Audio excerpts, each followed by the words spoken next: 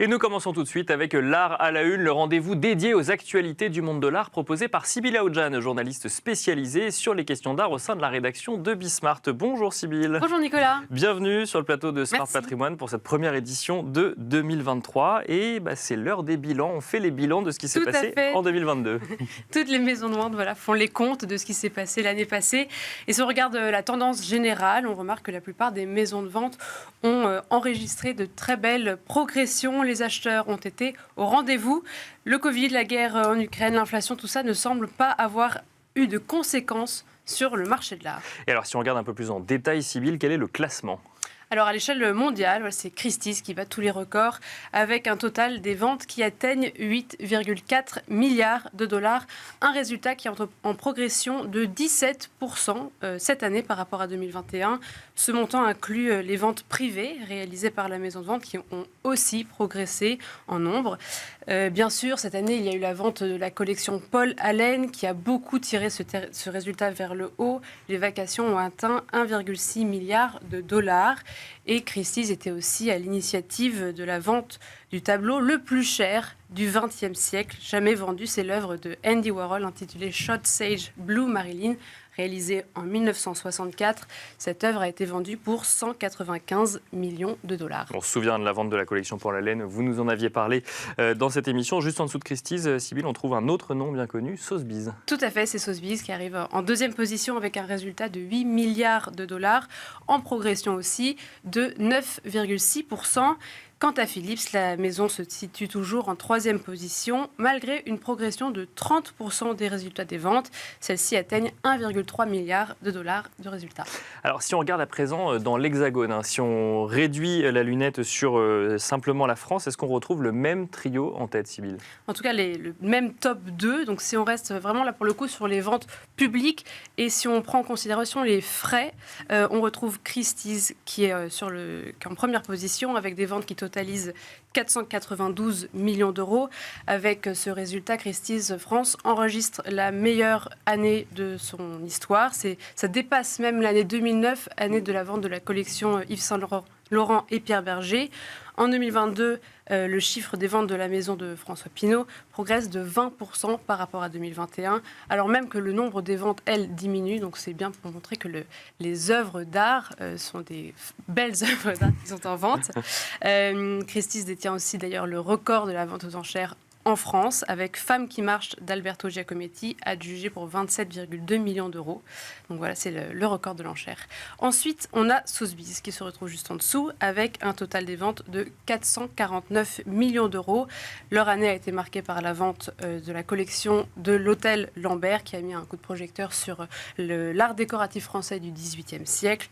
Et enfin, la Art Curial, maison française qui se positionne en troisième rang, qui enregistre aussi sa meilleure année depuis sa création. Et ça tombe bien parce qu'elle fête les 20 ans de sa création. Art Curial totalise 216 millions d'euros. Alors, si on continue avec les bilans, ou en tout cas les éléments marquants de l'année 2022, Sybille, vous nous parlez souvent de résultats de vente, mais 2022 a aussi été marqué par des préemptions. Exactement, les musées ont été particulièrement actifs cette année. On compte une quarantaine de préemptions pour Art Curial, une trentaine pour Christie's France, une dizaine pour Sotheby's France. Alors voilà, c'est cette foison de préemptions qui tire aussi les ventes en France. On se souvient de La Vierge et l'Enfant, réalisée par Michel Colombe, vendue pour 4,69 millions d'euros. 4,69 millions d'euros. 69 millions d'euros sur le marteau de Rémy Le Fur à Drouot. Elle a été préemptée par le musée du Louvre et cette sculpture est considérée comme un chef-d'œuvre de l'école française du XVIe siècle. Si je comprends bien, alors c'est un premier bilan, j'imagine qu'il y en aura d'autres, Sybille, mais on est quand même face à des résultats qui montrent le dynamisme de la France aujourd'hui. Exactement. Alors toutes les maisons de vente mettent en avant le dynamisme de la place parisienne dans leur bilan. Une place parisienne qui attire particulièrement les acheteurs du monde entier, mais aussi des collections prestigieuses. Je vous ai parlé de l'Hôtel Lambert, il y a aussi eu la collection Hubert de Givenchy. À cela s'ajoute l'effet du Brexit. Pour éviter certaines taxes, certaines maisons de vente aux enchères préfèrent faire des ventes à Paris plutôt qu'à Londres. Et Voilà une conclusion aussi de Christie's dans un communiqué qui note que ces ventes phares s'inscrivent dans le contexte favorable d'une scène parisienne en pleine effervescence dans toutes les catégories du marché, de l'art classique à l'art contemporain. Alors voilà, la grande question, c'est jusqu'où va aller cette croissance? Est-ce que 2023 va continuer à être aussi dynamique malgré un contexte mondial délicat?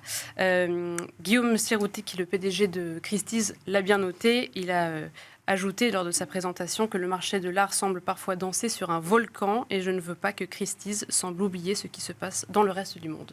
À suivre donc ensemble durant cette année 2023. Merci beaucoup Sybille Aoudjan pour ces actualités du monde de l'art cette semaine. Et nous avons le plaisir de recevoir ensemble, Sybille, Édouard Chalmel-Durosier, président fondateur de By Art. Bonjour Édouard Chalmel-Durosier. Bonjour.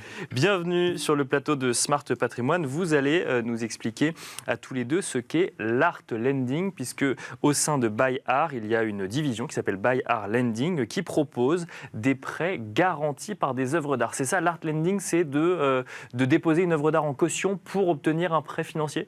Exactement ça. C'est exactement ça. C'est répondre à un besoin des acteurs du marché de l'art en principal, et puis plus globalement à tous les porteurs de projets qui ont des œuvres d'art à mettre en contre-garantie, qui ont peu ou pas accès à la dette bancaire classique. Et donc qui ont cette solution d'apporter en contre-garantie d'un financement une œuvre d'art. Alors, petite question quand même peut-être naïve, mais on a tendance à considérer que quand on est propriétaire d'une œuvre d'art, on a les moyens. Ça arrive d'avoir besoin d'un prêt, de ne pas avoir accès à un système bancaire classique? Alors, quand on est propriétaire d'œuvres d'art, pardon? Bien sûr, il y a deux catégories. Il y a les acteurs du marché de l'art, c'est-à-dire les galeries d'art, et les porteurs de projets, donc le wealth management. Dans la première catégorie, les galeries d'art, elles ont un besoin en financement auquel les banques ne savent peu ou pas répondre, parce que l'univers bancaire est assez fermé, pour les raisons de Bâle 3, etc. Et il est compliqué pour elles de prêter à des galeries d'art. Donc, statistiquement, il y a 54% des galeries qui estiment qu'elles n'ont pas assez accès à la dette bancaire. Et donc, pour répondre à ce besoin, on leur propose cette solution qui leur permet soit d'acquérir des nouvelles pièces, c'est-à-dire que les galeries d'art, surtout les galeries de second marché, ont besoin d'acheter un stock d'œuvres pour les années à venir, et elles ont peu de solutions de financement. Donc les solutions bancaires aujourd'hui sont limitées. Les alternatives qu'elles avaient jusque-là, je parle surtout de France et d'Europe, parce que aux États-Unis, l'art secure lending est très développé.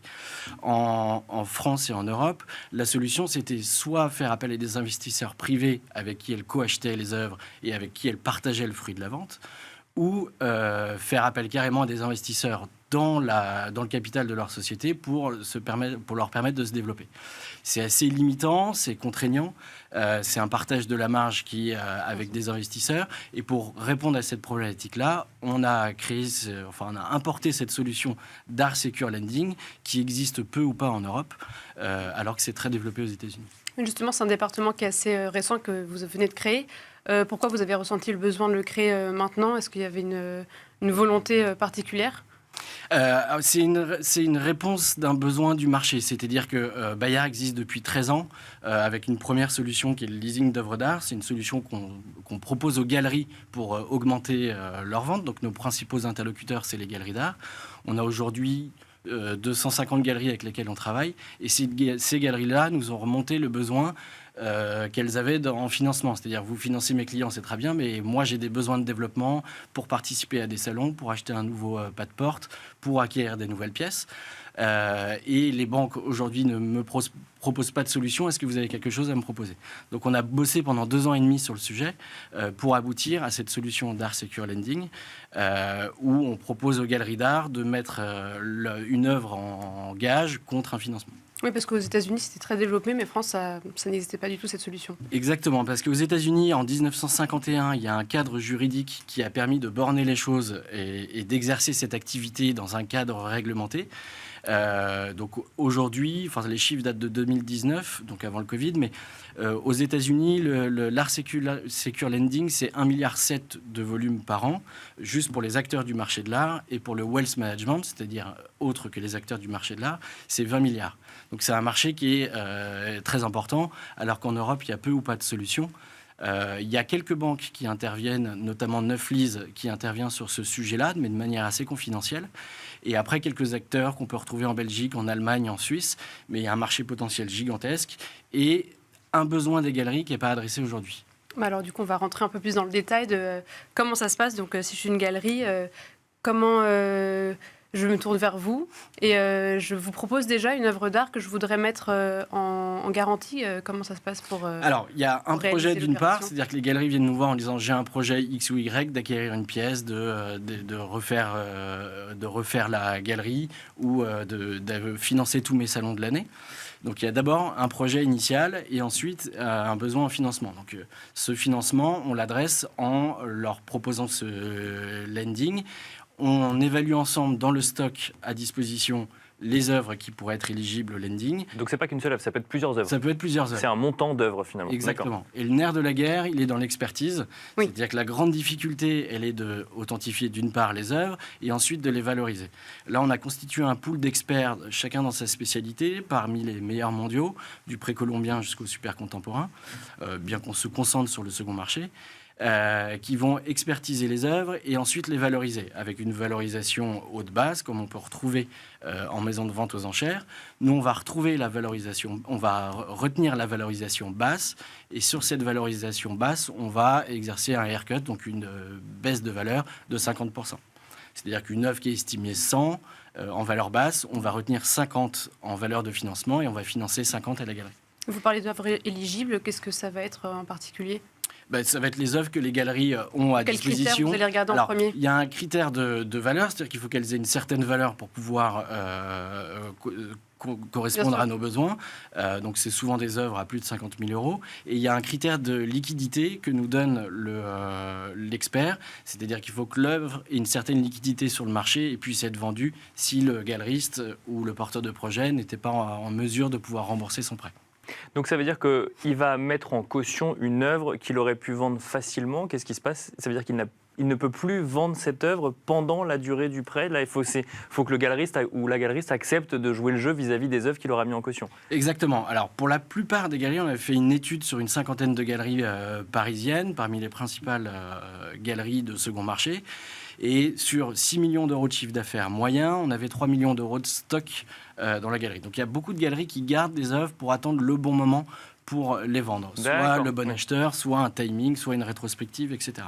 Ça veut dire qu'on peut garder l'œuvre dans sa galerie. Et donc ils ont un stock dormant et nous on va utiliser ce stock dormant, c'est-à-dire qu'elles n'ont pas prévu de... Alors il y a deux solutions, il y a du gage avec dépossession ou sans dépossession. On privilégie souvent le dépossession, c'est-à-dire que c'est nous qui allons garder les œuvres pendant toute la durée du financement, avec un accès aux œuvres pour les galeristes, s'ils ont besoin de les faire voir pour des clients, etc.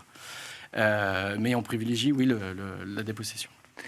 Ce qui amène à une toute petite question de durée de prêt, quand même. Bien Combien de temps l'œuvre reste en caution ? Alors, c'est de 18 mois à 60 mois. Donc, c'est en fonction des besoins de la galerie qu'on estime ça. Et ça, c'est que pour des galeries. Est-ce qu'en tant que particulier, ça fonctionne ? Alors, nous, on travaille exclusivement en B2B. Donc, ça fonctionne avec un porteur de projet qui a une société sur laquelle il pourrait faire porter le financement. Mais bien sûr, là, les œuvres éligibles, après, l'expertise, etc., c'est encore un autre travail. C'est parfois assez simple, c'est-à-dire que le porteur de projet, quand il a toute la documentation nécessaire pour justifier l'authenticité de l'œuvre, il n'y a plus qu'à la valoriser pour l'expert. En revanche, pour certains, il y a tout un travail à faire d'expertise et qui est plutôt une bonne chose pour le collectionneur, parce que s'il n'a pas tous ces documents, si un jour il veut revendre l'œuvre, on fait ce travail en amont pour lui.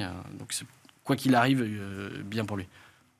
Qu'est-ce qui se passe si jamais on ne rembourse pas son prêt ? Il y a un moment, du coup, vous vendez l'œuvre à la place. Exactement. C'est une situation malheureuse auxquelles on espère ne jamais avoir besoin de recourir. C'est pas arrivé encore ? Non.